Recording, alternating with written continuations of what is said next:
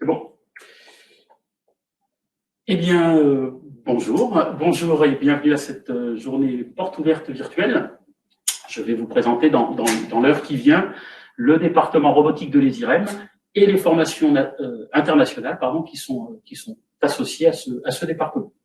Alors moi, je suis David Faufi, je suis le directeur du département robotique de l'ESIREM et j'ai à mes côtés Sylvia Butigier, qui est la responsable de la vie du département et qui va officier aujourd'hui en tant que modératrice. Donc, si vous avez des questions, vous avez en dessous de l'image, de la vidéo, du flux vidéo, une petite zone de chat et n'hésitez pas à poser les questions. Sylvia les collectera et puis en fin de présentation, on fera le point sur ces questions et je tenterai d'y répondre. Puis s'il nous reste un petit peu de temps, on fera une petite visite virtuelle en live du plateau robotique qui se trouve également au centre universitaire Condorcet à l'étage du dessous. Alors, l'ESIREM, c'est une école d'ingénieurs qui est associée au réseau Polytech. C'est un label et aussi un gage de qualité. Et elle est associée au réseau Polytech depuis 2021. Donc, depuis la semaine dernière, en fait, la convention a été signée très, très récemment. Alors, elle a cette année 30 ans et elle est composée de deux départements, le département matériaux et le département informatique électronique. Et depuis septembre 2020, du département robotique qui se trouve sur le campus creusotin de l'Université de Bourgogne. Alors, qu'est-ce que le département robotique? C'est une formation, un cycle ingénieur, donc sur 3 ans, de Bac+3 à Bac+5, qui forme des ingénieurs en robotique. Donc, des ingénieurs qui sont capables de programmer, concevoir, mettre au point, entretenir, maintenir, développer des systèmes robotiques qui seront utilisés par la suite en industrie, évidemment, dans le secteur médical, mais aussi dans le secteur du jeu, du cinéma, de l'aide à domicile. Enfin, la robotique, c'est une discipline très vaste, très transversale, et qui trouve aujourd'hui des champs d'application dans à peu près tous les domaines. Alors, quelques dates clés. La CTI, qui est la commission des titres d'ingénieurs, nous a habilités en décembre 2019 pour une ouverture, le semestre qui a suivi, en septembre 2020. Donc, on a accueilli en septembre notre première promotion du département robotique. Alors, on a une spécialité qui est la robotique. Donc, tous les étudiants qui rejoindront ce département seront diplômés ingénieurs en robotique. Et on a 2 parcours. Un parcours dit cobotique. La cobotique, c'est la robotique collaborative qui fait collaborer l'humain et le robot. Et ce parcours a la particularité d'être ouvert entièrement en alternance sur 3 ans. Et un autre parcours plus traditionnel qui s'appelle robotique et instrumentation, qui est un parcours en formation initiale pour que les étudiants passent leurs 3 ans en école à suivre des cours. En alternance, évidemment, c'est une partie du temps en entreprise et une partie du temps à l'école. Donc, les emplois du temps sont de ce fait assez chargés. La charge de travail est assez lourde. Alors, ce département, où il se trouve? Il se trouve un peu à Dijon et beaucoup au Creusot. Donc, le premier semestre des 3 ans du cycle ingénieur, donc en Bac+3, les étudiants s'inscrivent et suivent les cours à Dijon, avec les étudiants des 2 autres départements, donc informatique, électronique et matériaux. Ça permet de créer plus un esprit de corps, un sentiment d'appartenance à l'école. Et dès le second semestre, donc dès février de l'année universitaire de la première année, les étudiants rejoignent le campus creusotin, donc le centre universitaire Condorcet. Et à l'exception de quelques cours qui sont dispensés au pôle d'excellence en robotique à Dijon, et le pôle d'excellence de l'UMM, qui se trouve en face de la Toison d'Or, où il y a tout un parc robotique assez unique, en fait, avec des cobots, des robots, et tout un parc de robotique industrielle. Donc, pour cette première année et pour l'année qui vient, donc pour la rentrée 2021, le département sera hébergé par le centre universitaire Condorcet dans son bâtiment historique, celui qui est en face de la bibliothèque universitaire. Et dès la rentrée 2022, nous aurons le site technopolitain que voici, qui est une rénovation du site du lycée Léon Blum, qui se trouve en face de l'IUT, au Creusot, et qui va offrir en fait 6 000 mètres carrés de surface pour l'entrepreneuriat, pour l'enseignement supérieur et la recherche, et pour l'articulation entre l'entrepreneuriat, l'enseignement supérieur et la recherche, la maturation de projets, l'aide et l'accompagnement pour la création d'entreprises. Et nous, on aura la chance d'avoir au moins un étage complet pour notre laboratoire de recherche et pour l'école d'ingénieurs. Donc, on sera dans des locaux modernes et très, très agréables à vivre et pour travailler, évidemment. Alors, quelques images de ce qu'on a déjà en termes de robotique et de quel type de robotique vous allez aborder au sein du département. Alors, que ce soit en cobotique et en robotique et instrumentation, qui sont deux parcours finalement assez proches dans leur contenu pédagogique, on aborde la robotique de manière un peu générale. Donc déjà, le diplôme d'ingénieur, c'est un diplôme d'ingénieur généraliste. Notre particularité, la coloration qu'on souhaite donner à ce département, c'est la robotique un peu intelligente. Comment le robot s'adapte à son contexte, à ses applications et à l'environnement généré par l'application elle-même. C'est pas le robot qui prend la place de l'homme, c'est pas l'homme qui fait de la place au robot, comme dans une usine de montage par exemple, ou une usine de production automobile. C'est le robot qui se met au service d'une pratique professionnelle et qui se met au service d'un environnement en fait qui est constitué d'humains, de machines et de bâtiments, et donc il faut respecter la sécurité, l'intégrité physique ou autre. Donc on aborde tout type de robotique, la robotique volante, les drones, la robotique mobile, la robotique humanoïde, la robotique évidemment industrielle, le bras robot, la robotique d'assistance, la robotique chirurgicale, tous ces champs d'application, ou toutes ces spécificités, ou ces sous-groupes de la robotique seront abordés au sein du département. Et les méthodes et les outils qu'on essaiera de donner, de délivrer aux étudiants, pourront être appliqués à tous ces secteurs. Alors rapidement, ce slide il est composé de deux parties. La partie gauche, c'est la maquette pour le parcours cobotique. La partie droite, c'est la maquette pour le parcours robotique et instrumentation. Vous pouvez constater qu'il y a un peu plus d'heures dans la partie robotique et instrumentation. Évidemment, les étudiants ne passent pas un jour sur deux en entreprise. Le programme est très similaire sur la troisième année, donc la première année du cycle, et la quatrième année, et puis se diversifie un petit peu. Pour faire court, le parcours cobotique, donc celui qui est ouvert à l'alternance, il est plus orienté robotique industrielle et industrie 4.0. Le parcours robotique et instrumentation, il est plus orienté, comme son nom l'indique, instrumentation, donc robotique autonome, robotique intelligente et robotique mobile. Alors, si on examine un peu la maquette, un peu plus finement, on se rend compte qu'en première année de cycle, on fait beaucoup de fondamentaux, de la mécanique, de l'informatique, de l'électronique, donc les bases de la robotique. Ensuite, on passe en deuxième année de cycle, en 4A, à l'instrumentation, au traitement de l'image, à la collecte et au traitement des données. Et en 5A, comment on interprète ces données et comment on rend le robot intelligent, où on fait plus d'intelligence artificielle, de deep learning, de machine learning. Alors, deux petits camemberts. C'est un diplôme d'ingénieur. Donc, il y a 25% des cours qui sont des cours qui relèvent des sciences humaines et sociales. Donc, de l'expression, de la communication, l'entrepreneuriat, la gestion de projet, des langues, du droit du travail, droit international. Et la particularité de notre département, c'est qu'il est ouvert en bilingue. Donc, pour le parcours cobotique, il y a jusqu'à 25% des cours et des modules, et ce seront les modules spécifiques, qui seront délivrés en anglais. Donc, pour tous les étudiants. C'est pas un point bloquant, en fait. Nous, on l'envisage pas comme ça. C'est plus une chance de parler, de penser, de travailler la robotique dans sa langue internationale, qui est l'anglais. Si vous êtes ingénieur en robotique, vous serez amené à travailler avec des industriels, des clients, des fournisseurs dans le monde entier. Et l'espéranto de la robotique, c'est un peu l'anglais. Donc, il faut connaître le vocabulaire et être immergé au plus tôt dans ce vocabulaire international.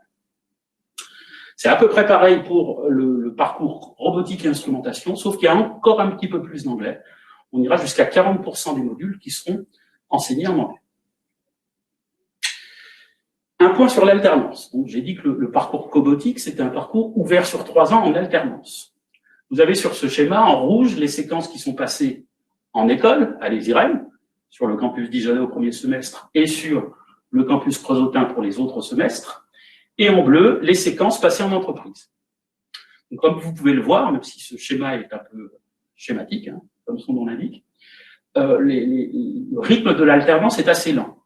En fait, on vous laisse le temps de bien profiter de votre séquence en entreprise. C'est pas une semaine en entreprise, une semaine en école. Il faut le temps de se poser, de travailler sur ses missions d'apprentissage, et puis quand on est en école, il faut le temps de prendre du recul et d'étudier. Donc, c'est 2-3 mois à chaque fois, avec une particularité, qui est une contrainte, qui est une recommandation de la CTI, et qui est une contrainte de l'école, c'est de passer 12 semaines au moins pendant son cycle à l'étranger. Alors ça vaut pour tous les parcours, alternance ou pas alternance.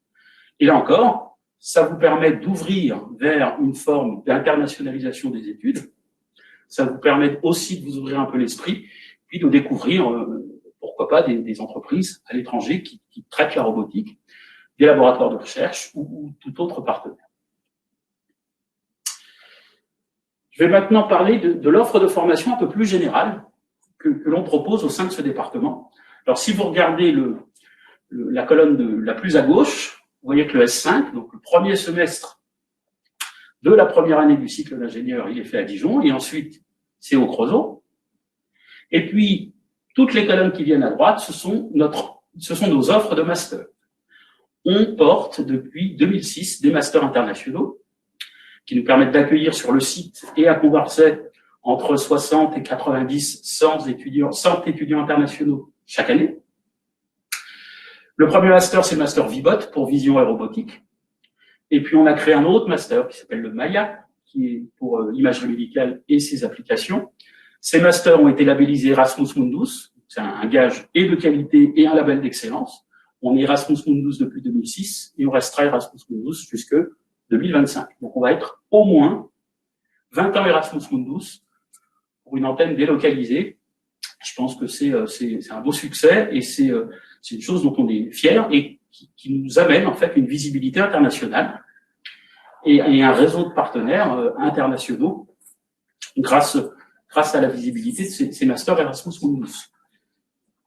On a créé aussi plein d'autres diplômes avec la Malaisie, la Grèce, l'Indonésie, la Chine. On en crée d'autres qui permettent aux étudiants de ces pays de faire une partie de leurs études chez eux et une partie de leurs études chez nous. Donc, on est très ouvert à l'international, on est très ouvert aux mobilités internationales, on crée des modules d'enseignement qui seront mutualisés entre les masters et les élèves ingénieurs. Et puis, évidemment, ces masters ont beau être internationaux, ils sont aussi ouverts à un public français, francophone, ou résident en France. Et donc, si vous avez validé un Bac+3, vous pouvez rentrer en Bac+4 dans nos masters VIBOT ou dans nos masters MAIA. Pour information, le master MAIA étant encore labellisé Erasmus Mundus, les meilleurs candidats se voient attribuer une bourse d'études pendant 2 ans, assez conséquente, et qui est financée par la Commission européenne. On s'adosse également sur un laboratoire de recherche. Alors, le laboratoire de recherche bourguignon qui s'adosse sur notre département, c'est le laboratoire IMVIA pour imagerie et vision artificielle. Il est constitué de 3 équipes, 2 équipes à Dijon, une équipe au Creusot. Alors, une équipe plus sur la vision par ordinateur en temps réel, une équipe plus liée à l'imagerie médicale et à ses applications cliniques. Et puis, l'équipe Creusotine, qui est une équipe de vision pour la robotique, ce qui fait sens, évidemment, avec et nos masters et notre département robotique. Et pour finir, je vais vous montrer quelques réalisations recherche, en fait, qui montrent bien comment on envisage la robotique et sur quoi les étudiants qui vont rejoindre notre département ou les masters pourront travailler. Ici, par exemple, c'est un bras robot équipé d'une caméra et d'un projecteur. Donc, la caméra et le projecteur permettent de reconstruire en 3D un objet de forme a priori inconnue. Et puis, de manière tout à fait intelligente, sans intervention humaine, le robot va savoir comment se positionner autour de l'objet, de manière à le numériser de manière le plus optimalement possible en termes de couverture de surface et en termes de précision. Alors ça, c'est un peu ce qu'il y a dans l'algo, qui nous permet de choisir la position. Et puis le robot, il va trouver sa position de manière intelligente et sans du tout d'intervention. Évidemment, si on change l'objet, le robot va adapter sa trajectoire autour de l'objet à la forme de l'objet et de manière complètement optimale. Dans les tests qu'on avait réalisés, un opérateur humain faisait 40 ou 50 vues pour numériser cet objet et le robot en fait une petite dizaine. Donc on voit bien qu'on peut, de ce fait, augmenter la productivité et le contrôle qualité de ces pièces. Voilà la trajectoire qui est effectuée par le robot. Alors ça, c'est de la robotique très industrielle. On fait aussi de la robotique mobile. Et la robotique mobile, c'est aussi la robotique viticole en Bourgogne. Et donc, on a un capteur qui permet de mesurer le 3D de la haie foliaire, donc les sillons de vigne. Et puis, automatiquement, notre système de la densité de la haie foliaire peut réaliser le volume d'intrants qui correspond à cette. De cette manière, on va pulvériser moins de produits phytosanitaires sur la vigne et on va réduire à la fois, ce qui est quand même pas mal, et pour le vigneron, pour le viticulteur et pour les gens qui habitent autour des vignes. Donc ça, c'est un autre exemple de robotique mobile, qui n'est pas une robotique à laquelle on pense a priori, mais c'est un champ d'application très fort, l'agriculture, sur cette robotique, et c'est un champ d'application où on a besoin que le robot soit intelligent. C'est pas le robot qui va faire le vin, et c'est pas la vigne qui va s'adapter au robot. Donc c'est le robot forcément qui doit s'adapter à la vigne, aux conditions climatiques, aux conditions topographiques, et à plein de choses, en fait, à la nature. Troisième petit exemple, et dernier petit exemple, c'est le véhicule intelligent. Alors vous avez une vidéo en deux parties. En bas, c'est le flux vidéo, filmé avec une caméra monté dans une voiture. Et en haut, c'est la reconstruction 3D de ce flux vidéo. Et vous allez vous rendre compte que dans cette reconstruction 3D, il va manquer des choses. Il va manquer tous les objets mobiles. Si on veut faire de la cartographie urbaine, on cartographie les objets statiques, les routes, les bâtiments. On cartographie pas les piétons ou les cyclistes ou les voitures. Donc l'algo qu'il y a là-dessous va permettre de détecter tout objet mobile et puis de l'effacer, de le retirer de la reconstruction. Et tout ça dans le flux vidéo. Donc vous voyez que tout ce qui bouge n'apparaît plus, et tout ce qui est fixe, alors évidemment, s'il y a une voiture garée, elle apparaît parce qu'elle est fixe. Et ça permet de faire de la cartographie urbaine de manière automatique et de manière intelligente.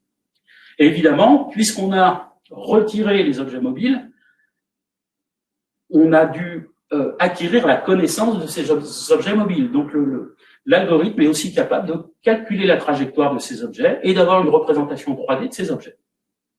Ce qui permet évidemment, dans le cadre dans une application de type véhicule intelligent, éventuellement de détecter des obstacles mobiles, d'avoir une conduite intelligente ou autre. Voilà. Donc ces trois petits exemples qu'on a abordés en recherche vous montrent à la fois l'articulation entre notre offre de formation et nos activités de recherche, vous montre aussi ce qu'on va vous apprendre en fait dans ce département en termes de robotique. La robotique, c'est tout ça. Donc c'est du robot, un support matériel, c'est de l'instrumentation, des caméras, des capteurs, et c'est de l'intelligence artificielle. Alors j'en ai fini avec ma présentation. Nous accueillons vos questions si vous en avez. Et donc Sylvia, s'il y a des questions, j'y répondrai avec plaisir. Alors oui, on a une première question d'Alexandre qui demande: est-ce que je peux intégrer les IREM après le bac? Après le bac, oui. Alors les IREM, un diplôme d'ingénieur, c'est bac plus 3, bac plus 4, bac plus 5.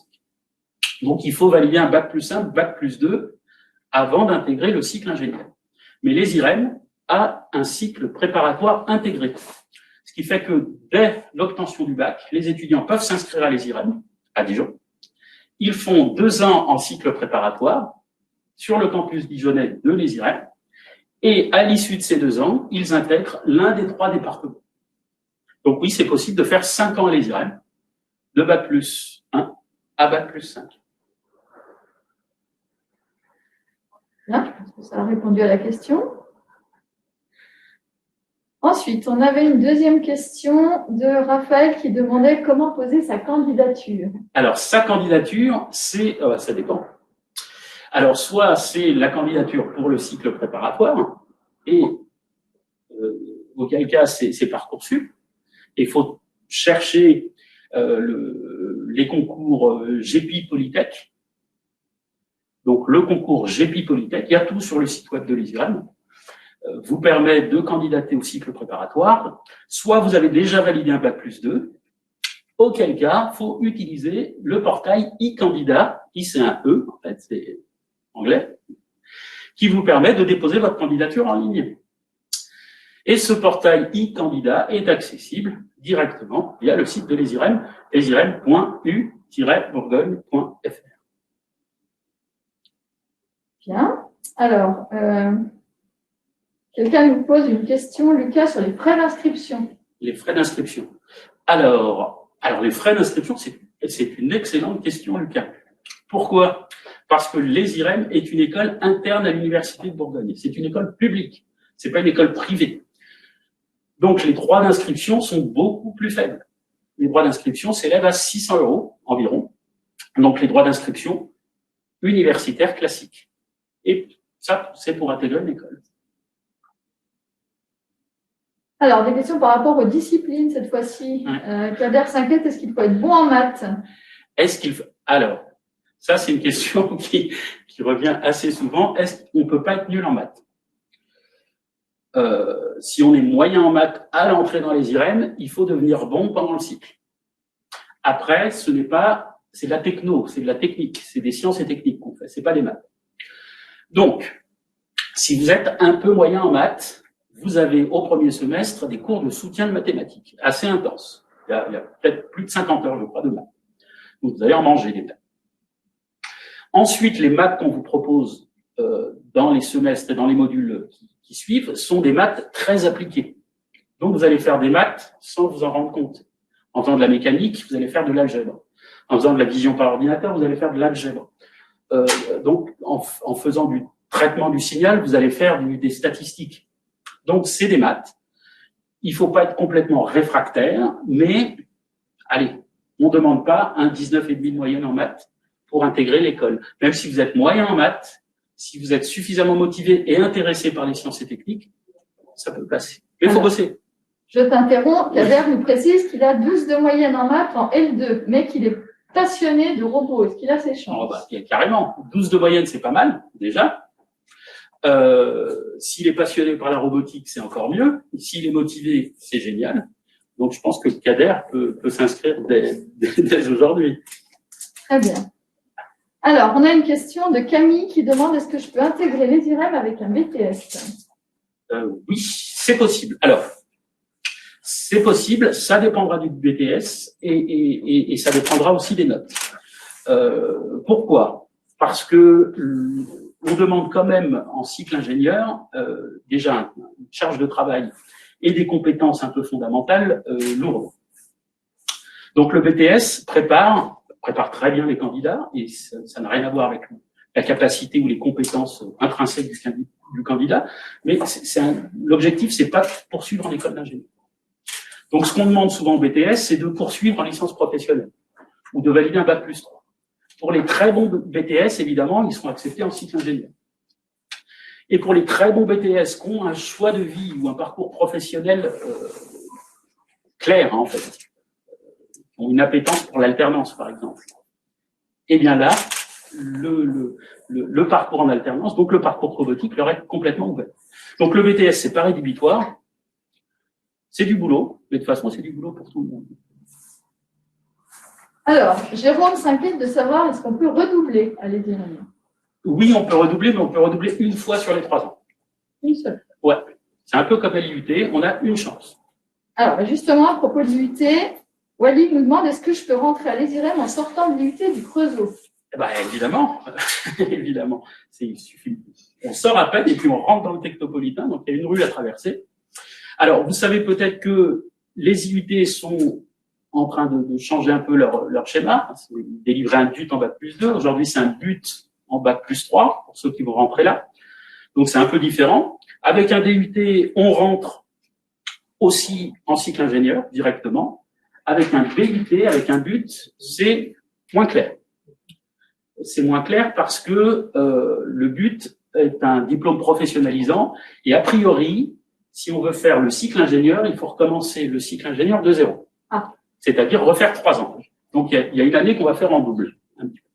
Sauf, et ça c'est une recommandation de la CTI, et c'est un point sur lequel on travaille, nous à l'ESIREM et les collègues de l'IUT du Creusot notamment, et des IUT de Bourgogne-Franche-Comté en général, c'est on peut prévoir pour les élèves ingénieurs, pour ceux qui se destinent à intégrer une école d'ingénieur, une 3e année un petit peu spécifique qui prépare l'étudiant au cycle ingénieur. Et dans ce cas-là, il n'y a pas à refaire la 3e année. L'étudiant fait son but et rejoint l'école d'ingénieur en 2e année de cycle. Et tout ça, ce sera prêt et ce sera travaillé avec monsieur Breton. Et je complète ma réponse. L'IUT du Creusot forme parfaitement des étudiants au niveau Bac+2 et demain Bac+3 pour intégrer un département robotique. La robotique, on l'a dit, c'est quoi? C'est de l'électronique, de la mécanique et du capteur. Donc c'est du GMP, du GE2I et du mesure physique. Vous avez votre bac, vous rentrez à l'IUT du Creusot, vous faites les IREM, vous pouvez même faire un doctorat derrière. Le Creusot en robotique, c'est Bac+5 jusqu'à Bac+8. Walid, tu peux venir. Encore une question à propos des disciplines. Françoise demande, est-ce qu'il faut être bon en anglais? Alors. Tu as dû faire peur un petit peu. Oui. Étudiants. Alors, on ouvre des modules en anglais. Ça, c'est sûr. C'est des modules en anglais enseignés par des enseignants français. C'est des modules qui sont mutualisés avec nos masters internationaux. Donc, il faut un minimum suivre, en fait, l'anglais et être capable de comprendre. Par contre, ce n'est pas une sanction. Donc, si le prof voit que vous avez des difficultés, il peut, pendant le cours, switcher de français à anglais. Il y a toujours moyen d'expliquer. C'est un anglais qui est très technique. Par contre, l'anglais, c'est indispensable dans une formation d'ingénieur. La commission des titres d'ingénieur impose un certain niveau d'anglais à l'issue du cycle. Ce qui fait que si vous n'avez pas de TOEIC supérieur à 785, vous n'avez pas votre diplôme d'ingénieur, même si vous avez 19,5 de moyenne sur le cycle. Donc, le fait de donner des cours en anglais, ça va pas vous pénaliser, ça va peut-être vous demander un petit peu plus de travail si vous êtes une quiche en anglais, mais ça permet de vous préparer et de faire en sorte que les 785 points au TOEIC, vous les obteniez en toute tranquillité. Bien. Alors, David, tu nous as parlé de 2 parcours différents. Ouais. Donc, on a une question sur l'alternance. Cédric se demande, est-ce que je dois avoir mon entreprise avant d'être en alternance? Non. La sélection se fait en 2 étapes. La première étape, c'est une sélection purement pédagogique, donc les dossiers. Évidemment, on prend en compte le fait que l'étudiant se destine à l'alternance dans l'évaluation de ce dossier. Et l'étudiant, quand il est inscrit, soit il a son entreprise, et c'est tant mieux, soit il l'a pas, et il doit la chercher. Alors, l'année dernière, donc avant le Covid, les étudiants avaient 3 mois pour signer un contrat d'apprentissage. Après la rentrée des classes. Aujourd'hui, ils ont 6 mois. Donc, tout le premier semestre, l'étudiant qui n'a pas d'entreprise peut suivre les cours et faire en sorte de trouver un contrat d'apprentissage sur son cycle. Et puis, évidemment, nos partenaires, notamment de l'UIMM, qui portent avec nous le parcours en alternance, l'école aide et accompagne, le CEFK, qui est un service de l'université, aide et accompagne les étudiants en recherche d'entreprise. Bien, eh bien, nous n'avons plus de questions. Plus de questions. Donc, merci Sylvia, merci à tous pour ces nombreuses questions. Merci David. Je vous propose de faire une petite visite virtuelle. Donc, je vais prendre la tablette et on va juste regarder les locaux, donc le plateau robotique. Est-ce que tu m'accompagnes, Sylvia? Bien sûr. Alors, si ça ne marche plus, je vous dis au revoir.